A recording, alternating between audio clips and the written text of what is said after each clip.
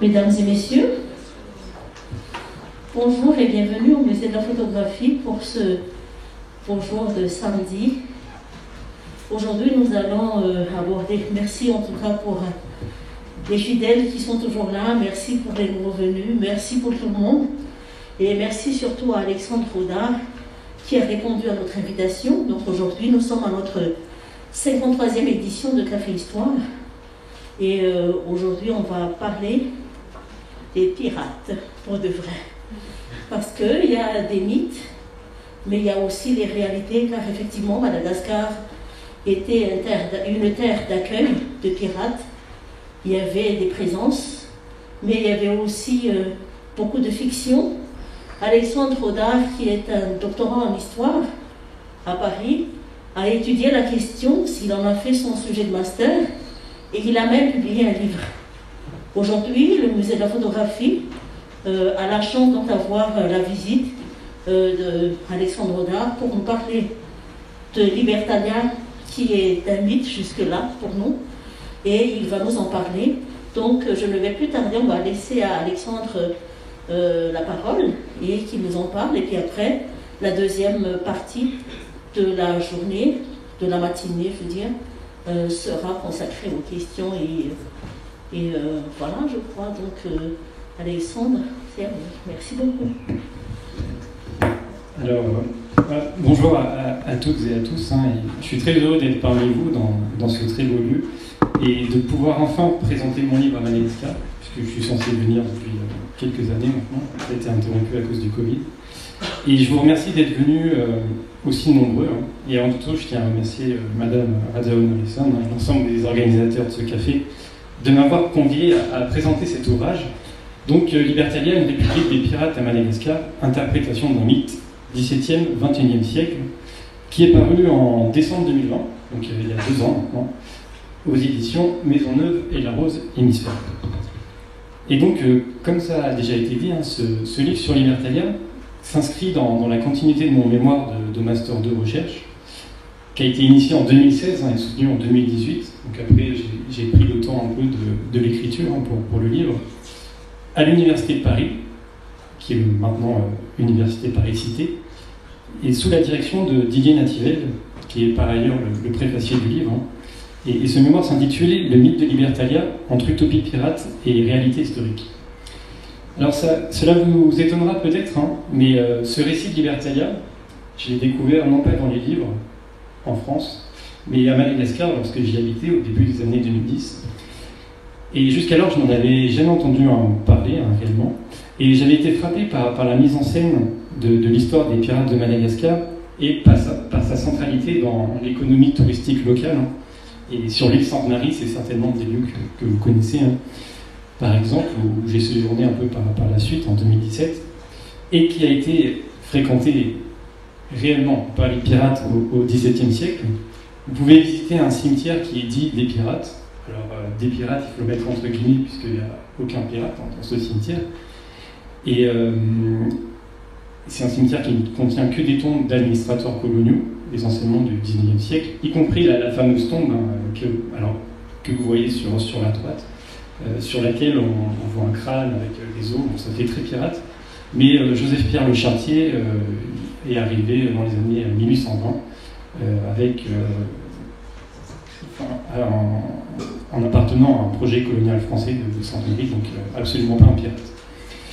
Vous pouvez aussi vous arrêter pour déjeuner au William Kidd, alors je ne sais pas s'il existe encore, certainement, ou sinon vous pouviez aller au Pirate, au Galion, vous pouviez boire aussi une bière Libertalia, bon, maintenant elle est plus produite, et vous pouviez aussi la boire sur la terrasse d'un hôtel qui portait le même nom. Et en 2015, le passé pirate de l'île de Sainte-Marie a fait l'objet d'une médiatisation à l'échelle nationale lors de la prétendue découverte entre guillemets, d'un lingot d'argent qui en fait était un lest de plomb dans une épave de Sainte-Marie qui était présentée comme celle du William Kidd. Et un peu partout sur les côtes de l'île, comme à Antsiranana, qui est mon terrain de thèse actuel, donc à l'extrême nord de Madagascar, et qui était appelé Diego Soares pendant la période coloniale, et dont le nom vous est peut-être familier, puisque beaucoup y situent l'action de Libertalia, mais on y reviendra. la figure des pirates, elle est, comme vous pouvez le voir, tout autant valorisée auprès des touristes. Et c'est d'ailleurs là qu'a été prise la photo de la fresque qui illustre la couverture de ce livre. Et, enfin, du livre et aussi du café d'ailleurs. Et donc on pouvait vous y proposer des excursions pirates le long de plusieurs baies, voire de visiter les ruines de Libertalia, on l'avait proposé, qui en fait étaient celles de casernements français ou malgaches de la fin du XIXe siècle. Et donc, à mon retour en France, devenu un peu plus attentif à ces histoires de pirates, et aussi au nom de Libertalia, je me suis vite rendu compte qu'il y avait une très large littérature qui s'inspirait ou qui reprenait le récit de cette république pirate. Alors là, il y a quelques exemples, hein, mais il y en a à foison, hein, de l'essai de David Graeber, qui est paru en 2019, en passant par les bandes dessinées, et cette année encore, vous avez la bande dessinée La République du Crâne, qui est parue, et qui reprend en filigrane l'histoire de Libertalia, des récits pour enfants. Et peut-être que vous-même, hein, vous avez découvert le mythe grâce à l'un de ses ouvrages, ou si ce n'est à Madagascar, ou après le visionnage de Pirates des Caraïbes, ou que sais-je. Et donc tout cela m'a finalement mené à la lecture des chapitres du second volume de l'histoire générale des pirates, qui est paru en 1728, et qui contenait le récit originel de Libertalia. Et comme pour beaucoup d'autres, hein, il faut croire qu'il m'a marqué, puisque j'en ai fait le mémoire et le livre, hein, c'est quand même des années de travail. Et avant toute chose, je pense qu'il est important de présenter ou de représenter brièvement ce récit, puisque finalement, on connaît le nom Libertalia, mais sans forcément en connaître les actions.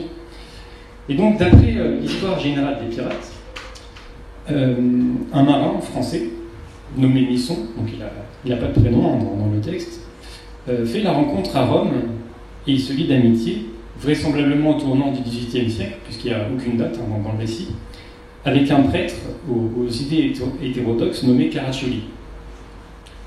Donc les deux hommes qui s'embarquent ensemble pour l'Amérique se font pirates après la mort de leur capitaine. Alors la carte est dans le livre, hein, je ne sais pas si elle est très lisible. En fait, vous n'avez pas la carte du monde, vous avez uniquement la légende électrique, je vous la montrerai après. Et donc les deux hommes s'embarquent pour l'Amérique, ils se font pirates après la mort de leur capitaine, et ils décident, devenus maîtres de leur navire, de mettre en application avec les équipages de leur bateau leurs idéaux et de naviguer vers la côte de l'Afrique, initialement l'Afrique de l'Ouest, hein, pour y trouver un havre de paix.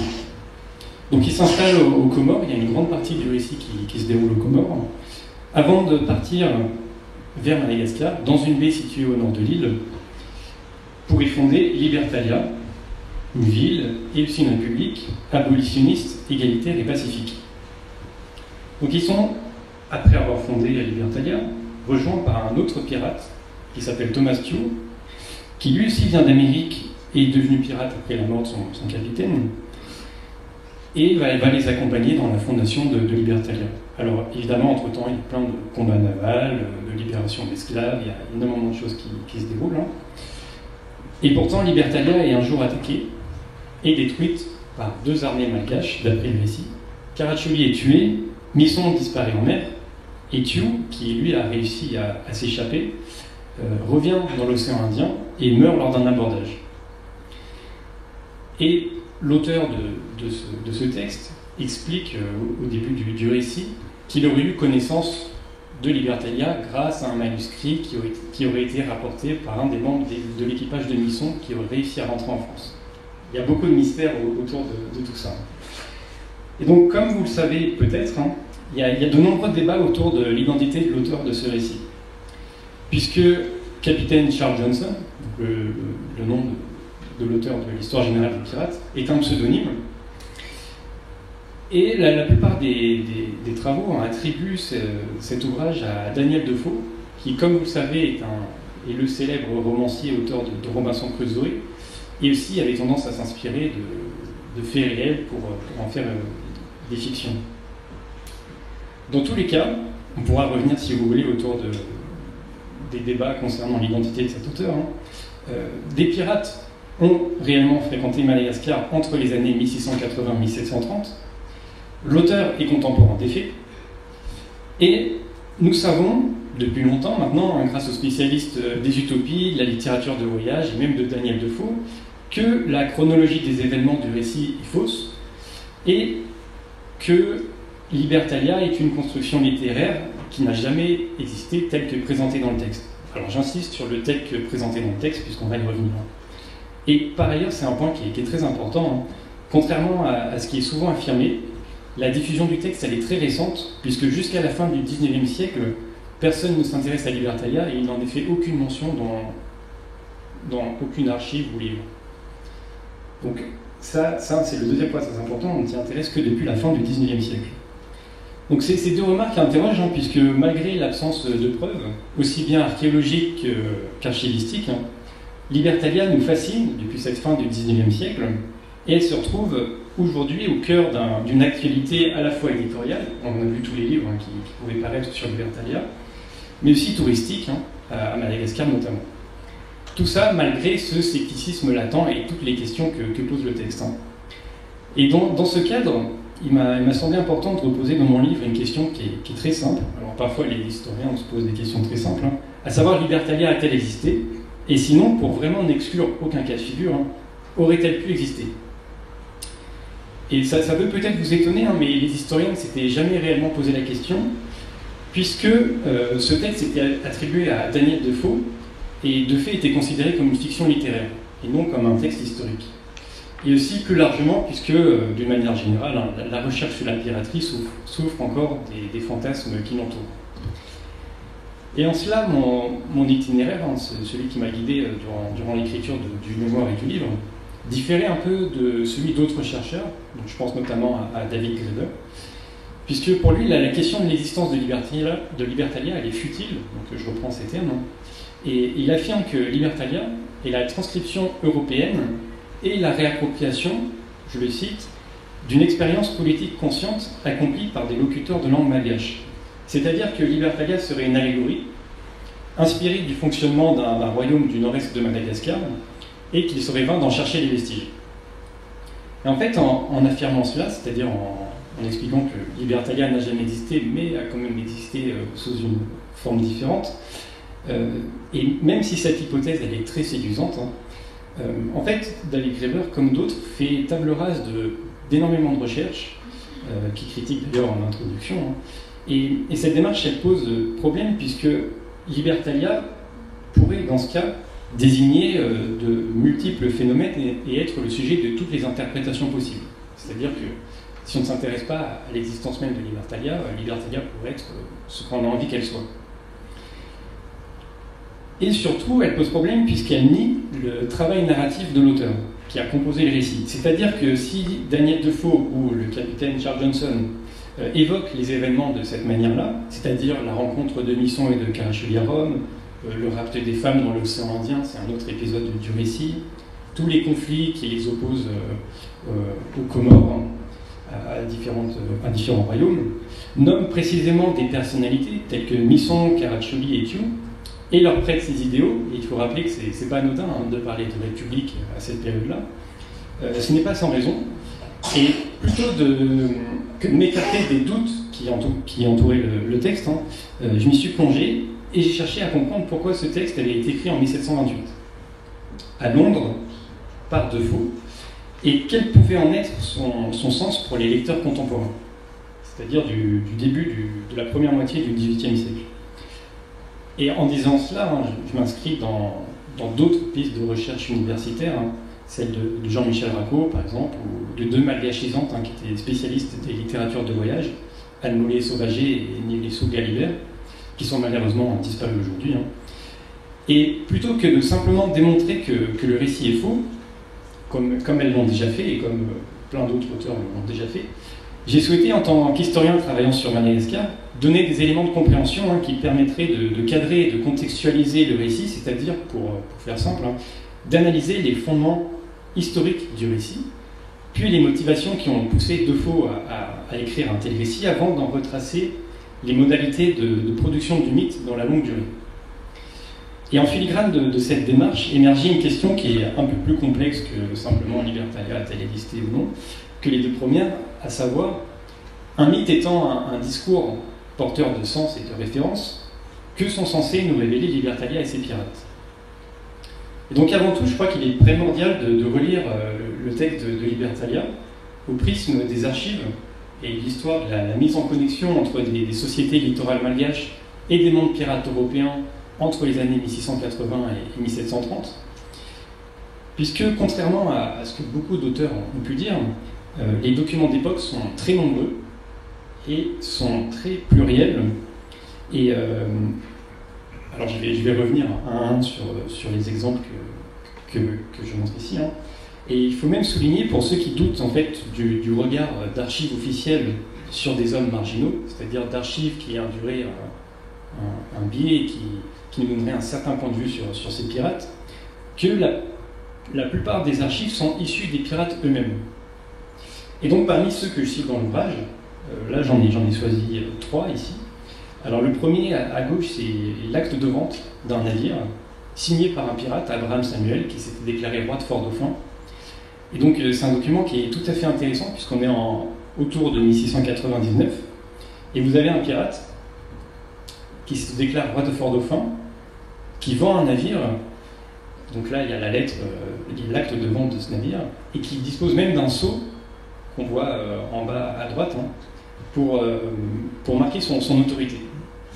Au milieu, vous avez une lettre qui est écrite par William Bohony, qui est un compagnon de la Buse, hein, qui écrit au gouverneur de l'île Bourbon en 1724, donc l'actuelle île de la Réunion, pour demander une amnistie, pour venir s'établir à la Réunion, et qui explique que sa situation, c'est-à-dire qu'il est plus ou moins désespéré à Sainte-Marie, hein, qu'il aimerait être amnistié, et qu'il aimerait s'installer à la Réunion avec ses esclaves, ce qu'il explique dans cette lettre, mais j'y reviendrai un peu plus tard.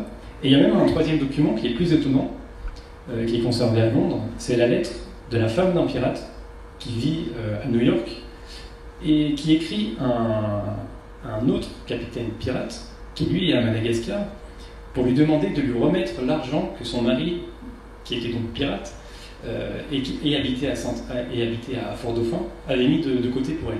Donc c'est un document qui est vraiment touchant puisque on rentre vraiment dans la vie intime de ces pirates, mais qui est aussi assez étonnant puisque bon, cette femme de la femme d'un pirate, on ne s'attend pas forcément à la trouver dans les archives. Donc il y a énormément d'archives sur cette histoire de la piraterie à Madagascar. Là, c'est quelques exemples. Il y en aura plein d'autres dans le livre. Et pourquoi ces pirates sont à Madagascar durant cette période? Donc pour diverses raisons qui sont liées au début de l'économie de plantation aux Caraïbes, comme au conflit européen. Des pirates européens utilisent Madagascar durant cette période, les années 1680-1730, comme point de relâche et de ravitaillement. L'île Sainte-Marie, notamment, comme vous pouvez le voir sur la carte qui est en haut à gauche, en haut à droite, qui indique Sainte-Marie, retraite ordinaire des Forbans. Et ces pirates qui s'installent à Madagascar font de l'océan Indien leur principal lieu de prédation.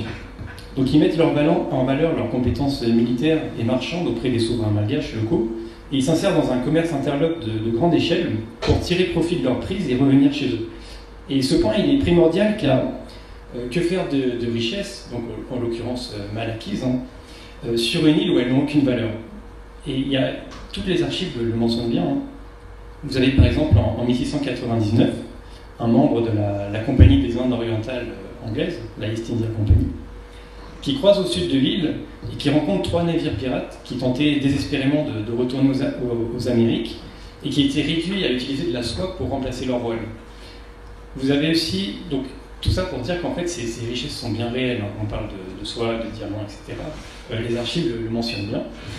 Et lorsque aussi, par exemple, les richesses, lorsque les pirates de John Clayton, qui est donc un autre capitaine pirate assez important, sont amnistiés et vont s'installer à Bourbon en 1724, ils déposent leur bulletin personnel, et ça c'est consigné dans les archives de l'île, et vous avez un pirate anodin, donc un pirate parmi d'autres, qui s'appelle Henry Howard, et qui dépose, d'après l'inventaire qui est conservé aux archives, une petite boîte de cornes peintes en jaune marquée de fleurs noires par-dessus, d'un damier noir par-dessous contenant plusieurs diamants bruts, une autre petite boîte noire dorée en dedans et une rosette d'or par-dessus contenant plusieurs rubis, et 2 boîtes enveloppées ensemble dans une toile blanche de France. Tout ça, c'est vraiment un exemple anodin. Et donc ce commerce est des pirates, il est très connu à l'époque, et comme vous pouvez le voir dans la citation qui est en bas à droite, vous avez le gouverneur de New York, à la fin du XVIIe siècle, dans les dernières années, qui n'arrête pas de le dénoncer. Et il écrit ainsi à Londres, en 1699, le capitaine Gilles Shelley, qui est un autre pirate assez connu, qui est revenu récemment de Madagascar avec 50 ou 60 pirates, les a tellement inondés à New York avec de l'or arabe et des marchandises des Indes orientales qu'ils ont mis le gouvernement en défiance.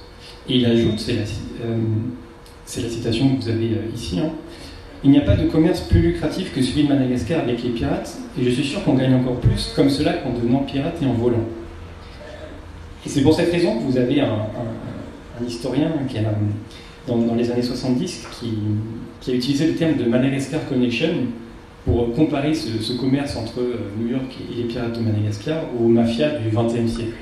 Et c'était d'ailleurs un peu le cas en fait. Et de ce point de vue, le cadre général du récit de Libertalia est décrit un parcours assez classique de marins mutants, attirés par les richesses de l'océan Indien, qui sont donc bien réelles, et un certain nombre de descriptions ancrent les événements du récit de Libertalia dans une réelle géographie.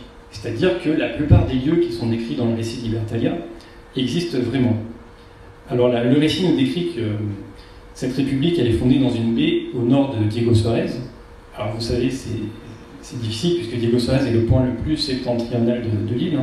Mais en fait, sur les cartes d'époque, je ne sais pas si vous les voyez vraiment, il y a des erreurs récurrentes depuis Flacourt qui placent le nom de Diego Suarez sur la côte nord-ouest de l'île. C'est la carte donc, qui est en haut à gauche.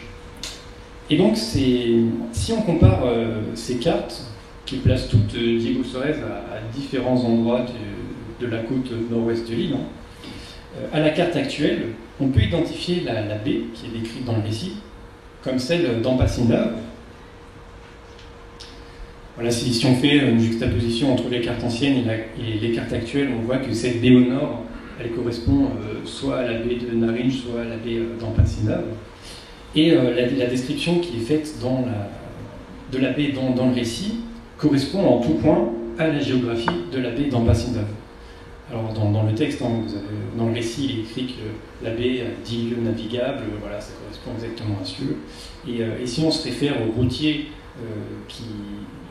de l'époque, la description pour atteindre cette baie correspond exactement à la géographie des lieux. Donc tout ça sème le trouble entre la réelle présence des pirates sur l'île, la réelle géographie du récit. Et néanmoins, même si les archives nous révèlent des trajectoires pirates très diverses, vous avez autant d'histoires que de capitaines pirates, aucune ne ressemble à celle de Libertalia. En fait, contrairement à Misson et à ses hommes, les pirates sont les principaux intermédiaires de la traite des esclaves, en lien avec des marchands européens, et ils en possèdent de même la plupart du temps de nombreux. C'est d'ailleurs le document que vous avez vu de William Bonney qui explique qu'il aimerait être amnistié, aller à la Réunion, mais à condition de venir avec ses esclaves. Et lorsque le fameux pirate Labuse, qui est d'ailleurs avec Bonney, demande lui aussi une amnistie au gouverneur de Bourbon en 1724, il demande à garder ses esclaves, puisque les esclaves sont son principal butin et justifient son statut social de capitaine. Et donc le postulat qui fait des pirates les défenseurs des malgaches contre le commerce esclavagiste est donc faux. Les archives sont vraiment unanimes sur ce point. Et les contacts entre les pirates européens et les sociétés malgaches rencontrées étaient souvent assez violents. Bon, on pourra revenir si vous voulez. Donc le récit Libertalia va à contresens des enjeux politiques et économiques des côtes malgaches, où l'économie de traite conditionne la plupart des relations entre des Européens et des Malgaches durant la période, et dont les pirates sont les principaux intermédiaires. On est donc assez loin de l'abolitionnisme de Libertalia. Et d'ailleurs, le texte, si vous comptez le lire par la suite, vous verrez qu'il est assez ambigu sur la place des esclaves à Libertalia, puisqu'ils sont libres, mais considérés comme ayant une obligation envers leur libérateur. Donc ils travaillent sur leurs ordres, ils se marient avec d'autres esclaves affranchis. Bon, on pourrait en reparler. Et surtout, contrairement aux idées reçues, ça c'est très important, la venue et l'installation des pirates à Madagascar est toujours soumise à la volonté des souverains malgaches locaux. Donc, comme pour tous les marins européens, ils doivent respecter une série de procédures. Donc ils doivent s'annoncer en tirant un coup de canon, ils doivent rencontrer le roi, ils doivent faire des cadeaux. Et ils sont soumis à tout un tas de règles une fois qu'ils sont à terre. Donc je vous propose de lire le descriptif qui est fait par un prisonnier des pirates, donc qui décrit l'arrivée du navire sur la côte est de l'île en 1722. Il explique, donc je le cite, suivant l'usage des pirates, ils tirèrent un coup de canon et hissèrent le drapeau noir en haut du gros mât. Pour l'instant, c'est assez cinématographique. Donc c'est leur manière de se faire reconnaître par les indigènes. Immédiatement, la vigie du port alluma un feu, signal qui fut de suite reproduit de proche en proche dans l'intérieur, de sorte que, en moins d'une heure, le roi sut qu'un navire était arrivé en rade. Tout autour de l'île, il y a de ces vigies qui se relaient. À peine un navire est-il mouillé qu'un ou deux indigènes viennent à bord voir d'où il vient et à quelle nationalité il appartient. 3 ou 4 marins descendent ensuite à terre avec eux, portant les cadeaux destinés au roi, auprès duquel ils se rendent pour lui demander, au nom de tout l'équipage, la permission de débarquer et d'acheter des vivres dans son pays. Sans cette permission, nul ne peut mettre le pied même sur le rivage et aucun indigène n'a le droit de s'approcher des étrangers ni de rien leur vendre. Le roi, après avoir accordé la permission demandée, envoie son général en chef avec une troupe d'hommes porter un cadeau de vivres aux gens du navire qui descendent alors à terre par groupe, dressent des tentes et chacun prend femme. Le 3e jour après notre arrivée, le roi vint à la côte avec 2000 hommes armés et fit comparaître devant lui le capitaine, ses gens et les prisonniers hollandais. Alors lui-même c'est un prisonnier hollandais. Nous y allâmes tous et chacun ayant mis un genou à terre, baisa le bout de ses 2 premiers doigts en disant « Salutations, père ». Donc cet extrait, je le trouve très intéressant parce qu'il nous montre bien que les côtes malgaches ne sont pas des terres vierges, comme le laisse penser le récit de Libertalia, et que les baies du nord-ouest de l'île, mais aussi un peu de l'est, sont des centres économiques locaux qui sont intégrés dans des circuits commerciaux de longue distance depuis plusieurs siècles. Et ça, c'est très important puisque tout l'imaginaire qu'on a sur la piraterie laisse à penser que Madagascar est une terre vierge où il n'y a personne, il n'y a aucun royaume, et que les pirates sont assez libres de leurs actes, ce qui est assez faux. Et ça, c'est c'est vraiment ce qui pose doute, qui pose question dans le récit d'Ibertalia, puisque lorsque Misson et ses hommes arrivent dans cette fameuse baie du nord de Madagascar, ils ne rencontrent personne. Et on voit bien que c'est totalement invraisemblable. Et donc dans ces différents centres économiques de l'île de Madagascar, vous avez notamment au nord-ouest des communautés marchandes islamisées, donc Antalaouch, les gens de la mer, qui ont une pratique ancienne de la mer, et l'archéologie a révélé l'existence de nombreuses villes, comme Mailaka, qui est fondée au IXe siècle dans la baie d'Ampasindav. Et là on voit bien que ce n'est pas anodin si la baie de Libertalia ressemble à celle d'Ampasindav, puisque simplement l'auteur du récit décrit l'une des baies les mieux connues de l'île. Et de plus, le XVIIe siècle, comme le XVIIIe, est un siècle de transformation politique à Madagascar, où de nouveaux royaumes émergent et se constituent sur la côte ouest, je pense notamment au puissant empire Sakhalave, dont la richesse provient du contrôle des ports. L'introduction des armes à feu elle est également à l'origine d'une nouvelle géographie politique, même s'il ne faut pas la surestimer. Et donc ces souverains tolèrent et favorisent la présence de ces pirates et en tirent un appui militaire et technologique, un peu comme c'est le cas dans d'autres régions du monde, en Polynésie par exemple. Et donc on est assez loin de l'image de Roitelet ivrogne qui a été construite par l'historiographie coloniale. Et donc si le récit de Libertalia fait vraiment part de tous ces points aux Comores, c'est-à-dire que la partie du récit qui se déroule aux Comores, elle est très précise sur les relations entre les pirates et les souverains comoriens.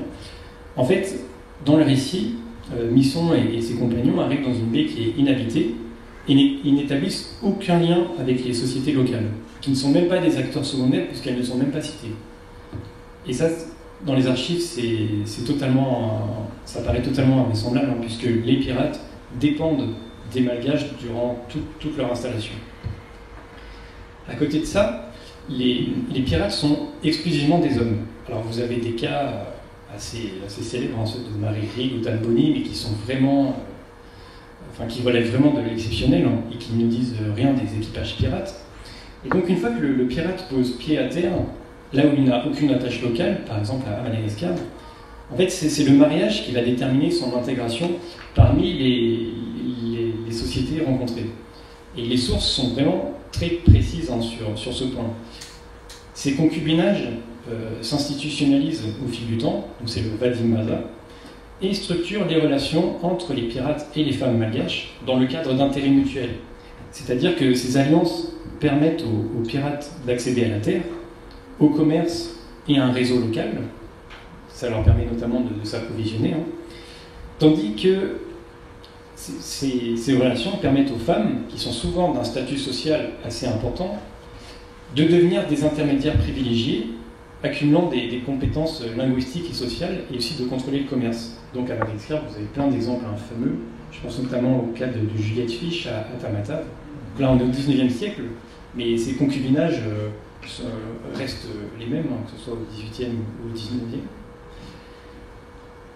Et le gouverneur de l'île Bourbon écrit même ironiquement hein, que les pirates sont, donc, je le cite, par nécessité et par crainte, les esclaves de ces femmes. Alors bien sûr, les motivations hein, personnelles de chacun et chacune, elles sont à jamais imperceptibles. Hein. Mais vous trouvez des pratiques équivalentes en Asie du Sud-Est ou même au Sénégal, avec par exemple les femmes signares de Gorée et de Saint-Louis. Et ce qui pose problème, c'est que dans le récit, les pirates ne se marient à aucune femme malgache et ne s'insèrent dans aucune structure locale. En fait, leur histoire, elle est comorienne et non malgache.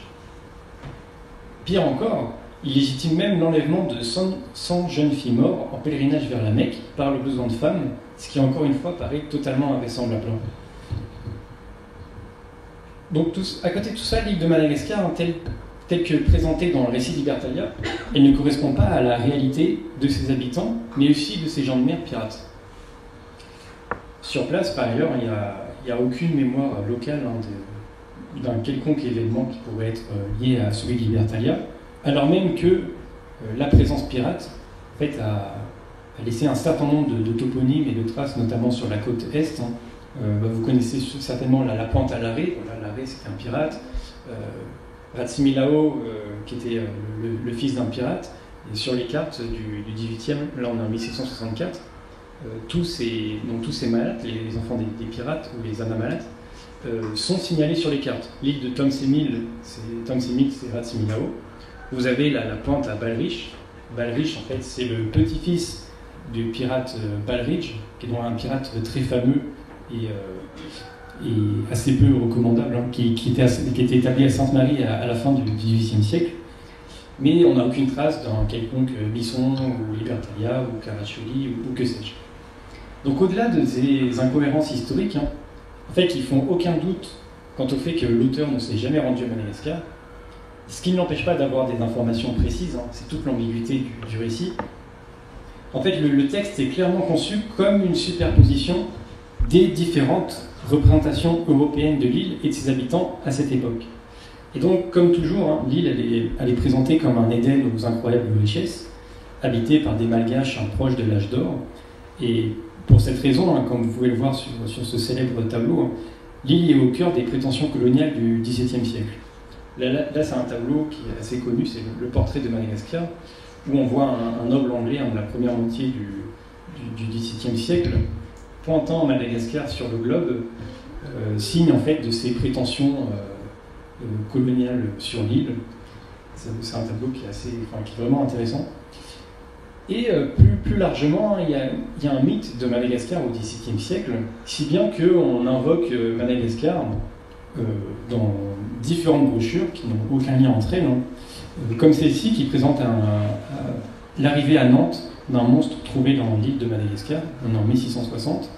Et en fait, ce qui est intéressant, c'est qu'un peu comme aujourd'hui, si on voulait un peu extrapoler, hein, vous l'avez vu avec le dessin animé Madagascar, qui présente des pingouins et des animaux invraisemblables sur l'île. En fait, le nom de Madagascar est simplement utilisé pour évoquer l'ailleurs. En fait, ça n'a pas changé depuis plusieurs siècles. D'ailleurs, en France, il y a une bande dessinée qui vient de sortir qui s'appelle Tananarive, et où il n'est jamais fait mention de Madagascar dans la moindre classe de la bande dessinée. Ça, c'est vraiment intéressant, puisqu'on se rend compte que ça fait des siècles qu'on essaye de mettre des pingouins et des géants à Madagascar. Et donc, même si le discours sur l'île, au-delà de ses prétentions coloniales, c'est aussi celui d'une île immense et imprenable, puisque toutes les tentatives coloniales y ont échoué au XVIIIe siècle. Les Anglais, qui ont essayé plusieurs fois, les Français à Fort-Dauphin.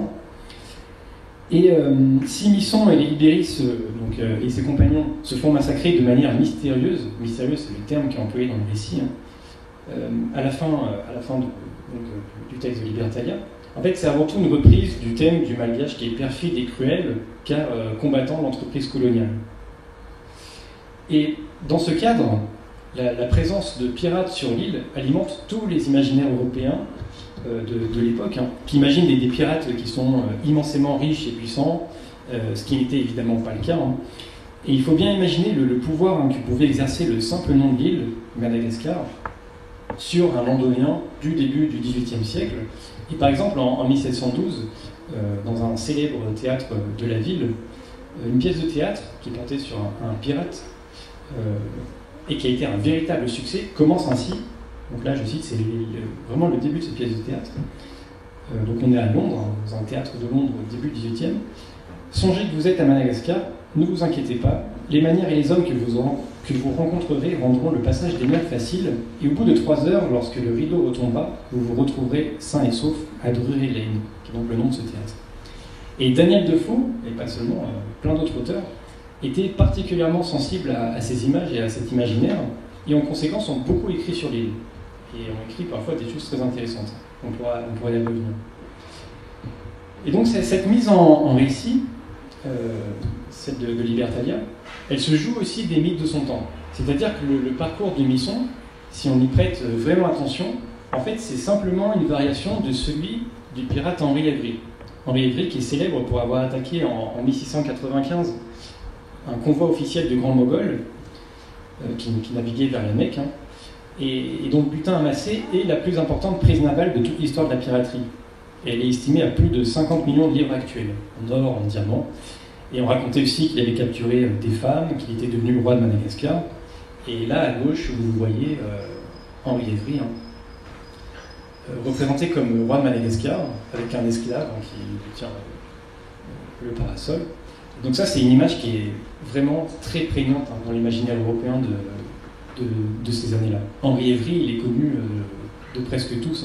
Il y a plein d'archives qui sont très étonnantes sur ce point. Il y a même, pour une anecdote, le curé de Rochefort, du port français, qui explique que son église tombe en désuétude et qu'elle pourrait être rénovée en amnistiant les pirates établis à Madagascar, dont Henri Évry, à condition de leur prendre leurs richesses. C'est-à-dire qu'il propose au roi de rénover son église à partir des richesses d'Henri Évry et des pirates qui sont à Madagascar. Ce qui est totalement faux et invraisemblable. Mais en fait, ça nous montre à quel point cet imaginaire est prégnant en Europe à ce moment-là. En 1730, vous avez le tsar de Russie qui envoie plusieurs missions diplomatiques en Europe en imaginant qu'il pourrait s'allier aux pirates de Madagascar, qu'il imaginait être au nombre de 30 000, pour faire de Madagascar une colonie. Donc il y a tout un imaginaire autour de ces pirates de Madagascar.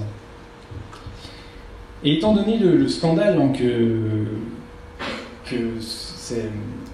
de la prise d'Henri Évry en 1695, étant donné le scandale que ça avait provoqué à l'époque, les États vont quand même chercher à mettre fin à cette piraterie. Donc vous avez plein de brochures qui circulent et des pétitions qui circulent à l'époque pour, comme celle de droite, réduire les pirates à Madagascar.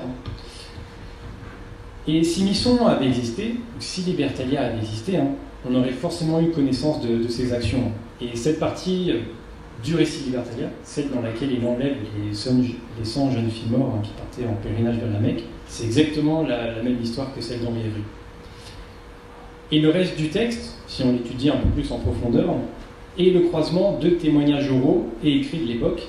Et dans le livre, je montre d'ailleurs que certains passages du récit sont recopiés d'autres récits de voyage de l'époque, qui ne sont pas forcément faux, mais qui créaient une sorte de superposition de récits assez étonnante.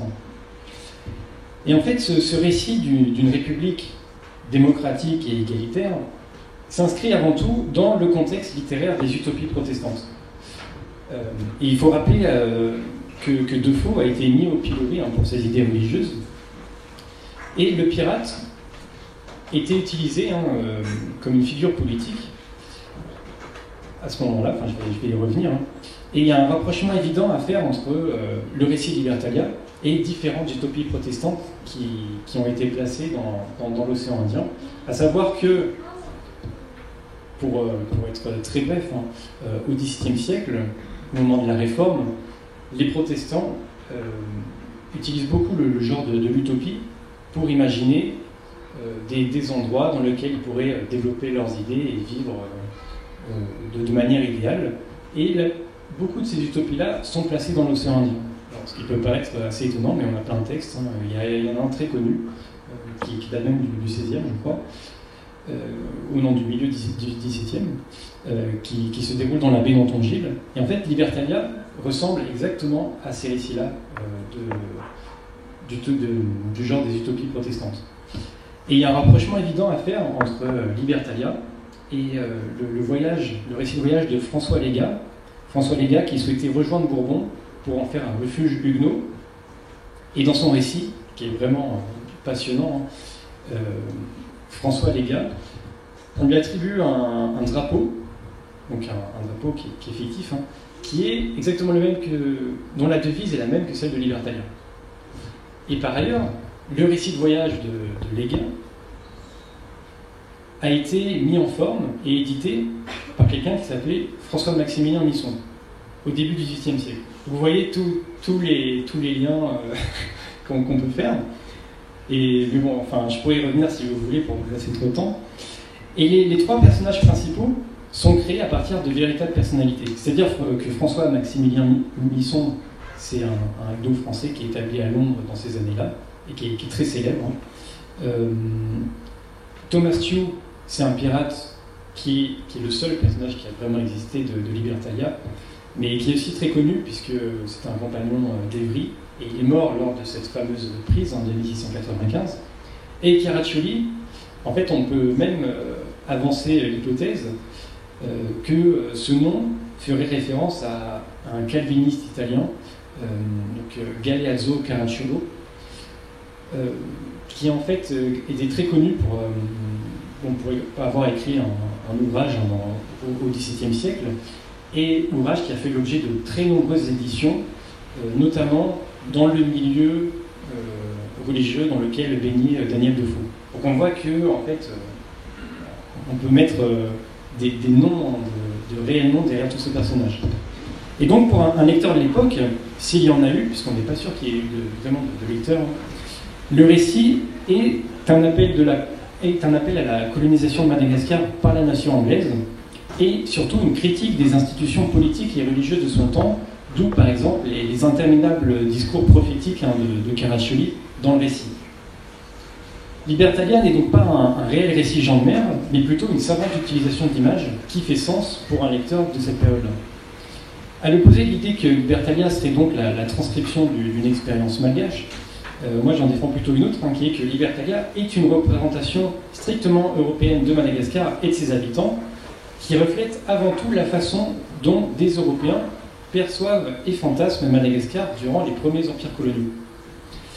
Et donc Libertalia, ni republié ni diffusé au XVIIIe siècle, connaît un nouvel intérêt à la fin du XIXe siècle par l'entremise des colonisateurs français de Madagascar, qui se mettent rapidement à la recherche de tous les documents anciens concernant l'île pour mieux la comprendre et évidemment mieux la dominer.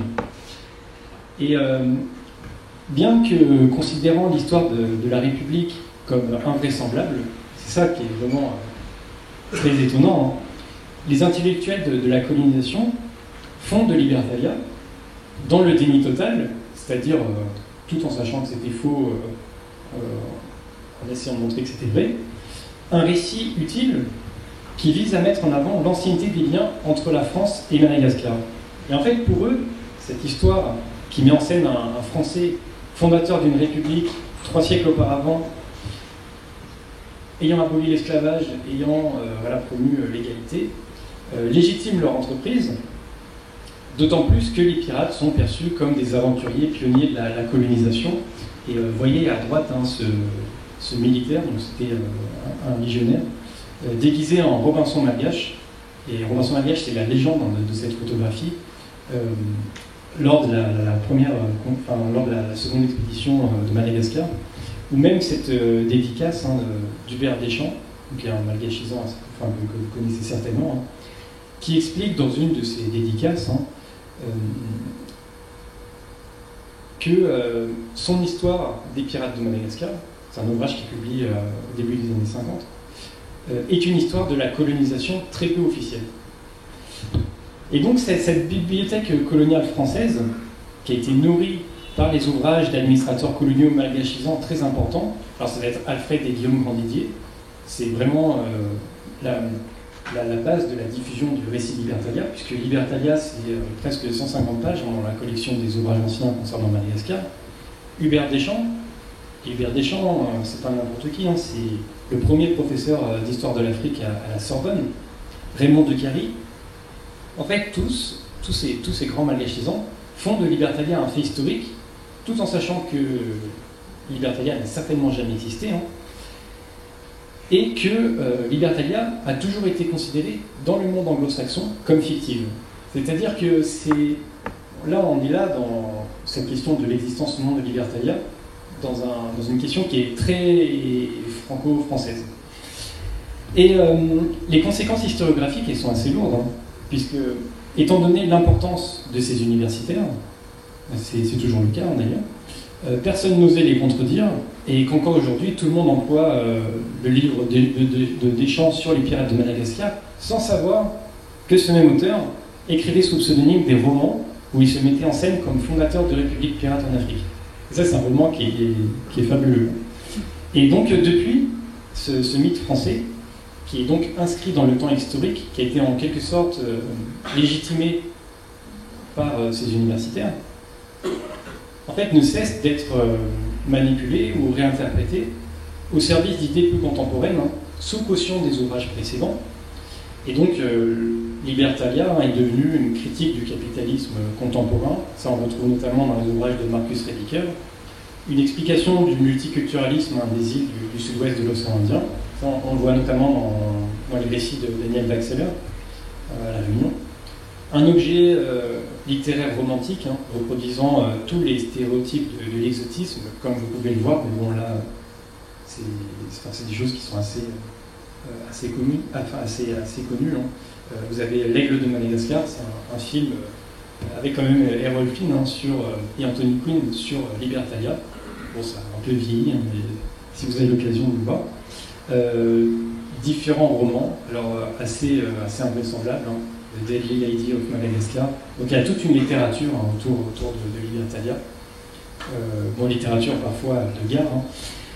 Et pour conclure, on ne va pas être trop long, j'ai peut-être été trop long, le récit de Libertalia est un mythe colonial au long cours, et surtout une représentation fantasmée, courante, constante de Madagascar, qui reste aujourd'hui considéré comme un nouvel Éden pour sa nature endémique ou comme terre d'aventure, et qui exclut souvent les Malgaches eux-mêmes de l'histoire, puisqu'il n'en est jamais question dans le récit, raison pour laquelle cette diffusion, elle doit nous interroger. Et comme l'a écrit la très grande historienne Françoise Raison-Jourde, en fait, dans la citation ouvre et clôt mon livre, écrire sur Madagascar ne va pas de soi. Donc pour vous la lire, donc écrire sur Madagascar ne va pas de soi, c'est s'inscrire dans une cohorte de voyageurs, explorateurs, traitants et colonisateurs, pour la plupart critiques et péremptoires. Depuis que les navigateurs portugais de la Renaissance l'ont découverte, la plus vieille du monde, l'île mystérieuse a si souvent été asservie aux projections fantasmatiques des Occidentaux et de leur vigie mascarine. Si l'on est tenté de retenir ces mots, n'est-ce pas qu'on a déjà trop écrit sur un pays dont le vide fasciné, dans l'indifférence affichée envers les habitants, quand les Malgaches apparaissent, et c'est le cas en fait souvent dans les réinterprétations de Libertalia, ils sont réduits à des stéréotypes d'acteurs de second plan, bons sauvages, perfides embusqués, beauté voluptueuse et facile à l'ombre d'une ombrelle. Et donc il faut peut-être en finir avec Libertalia, non pas comme objet historique, mais comme outil de lecture de l'histoire de Madagascar et de ses habitants. Pour autant, vous l'avez vu, cette histoire de Libertalia, considérée comme un objet historique, permet de retrouver cette histoire, enfin de s'intéresser et de retrouver en quelque sorte en filigrane cette histoire pirate de Madagascar des années 1680-1730, qui est vraiment importante d'un point de vue politique sur l'île. Et cette histoire, elle est presque plus passionnante que celle de Libertalia. Donc il y a énormément de choses à faire et à retrouver, tout en ayant en tête que Libertalia reste un récit, un mythe, qui peut nous plaire, enfin, je pense qu'il plaît à tout le monde, mais pour lequel il faut quand même garder un esprit critique, tout en sachant que il restera toujours des doutes, peut-être que vous n'êtes pas tous convaincus dans cette salle, mais qui reste encore beaucoup à écrire sur cette histoire des pirates de Madagascar. Voilà, donc je vous remercie pour votre attention et je serai très heureux de répondre à vos questions.